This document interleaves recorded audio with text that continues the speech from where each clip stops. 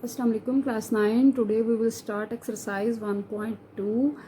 इसका जो पहला सवाल है वो है rationalise the denominator of following, यानी जो डिनोमिनेटर है हमने इसको रैशनलाइज करना है। ठीक है, हमने जैसे कि एक्सरसाइज 1.1 स्टार्ट करने से पहले रैशनलाइज नंबर्स का कॉन्सेप्ट पढ़ा था कि रैशनल नंबर कौन सा नंबर होता है। तो रैशनल नंबर हमारा वो नंबर होता है जिसको हम p/q की फॉर्म में लिख सकते हैं। ठीक है, रैशनलाइज होने का मतलब ये होता है कि हम उसको किस तरह लिखें, p/q की फॉर्म में हम उसे लिखें। ठीक है, तो अब देखिए हमारा डिनोमिनेटर है 4 + √3।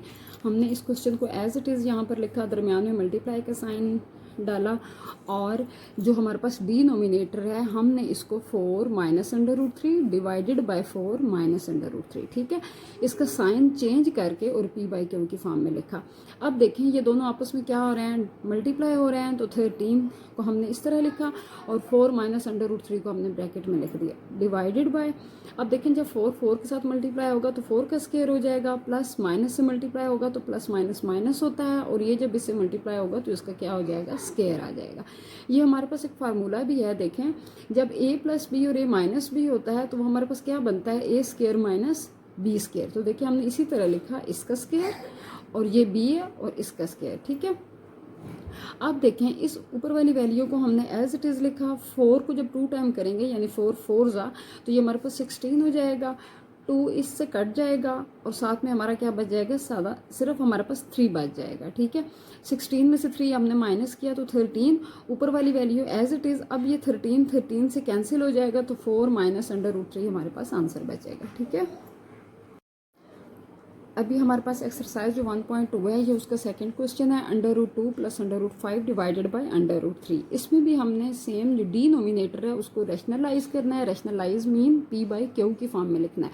तो देखिए हमने क्वेश्चन को सेम एज इट इज़ यहाँ पर उतारा, मल्टीप्लाई का साइन दरमियान में डालेंगे और √3 को इस तरह करके लिखेंगे p/q की फॉर्म में, p/q की फॉर्म में रैशनलाइज करके। ठीक है, अब ये वाली वैल्यूज़ और ये वाली वैल्यू मल्टीप्लाई हो रहा है तो इसको हम कुछ इस तरह लिख देंगे, √3 को ब्रैकेट के बाहर और ब्रैकेट के अंदर 2 + √5 को लिखेंगे। ठीक है, ये दोनों जब आपस में मल्टीप्लाई होंगी तो इसका क्या हो जाएगा, स्क्वायर, और स्क्वायर इससे √ से कैंसिल हो जाएगा। अब देखें 3 ने जब 2 के साथ मल्टीप्लाई होना है तो 6 हो जाएगा, और 3 5 = 15 डिवाइडेड बाय ये वाला 3 जिसका 2 √ के साथ कैंसिल हुआ है, ये हमारे पास आंसर आ जाएगा क्वेश्चन नंबर 2 का, यानी इसमें हमने डिनोमिनेटर को रैशनलाइज किया है।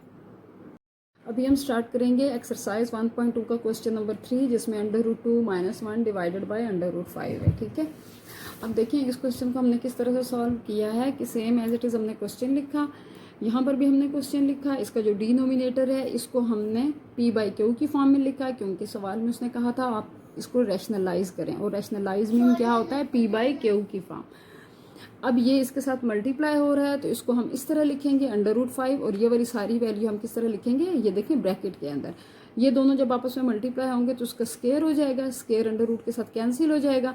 5 जब 2 के साथ मल्टीप्लाई होगा तो 5 2 = 10, 5 1 = 5, और ये वाला 5 जो है जिसका 2 हमने √ के साथ कैंसिल किया, ये बाहर आ जाएगा। सो ये हमारा तीसरा पार्ट था पहले क्वेश्चन का, जिसमें हमने इसको डिनोमिनेटर को रैशनलाइज किया है।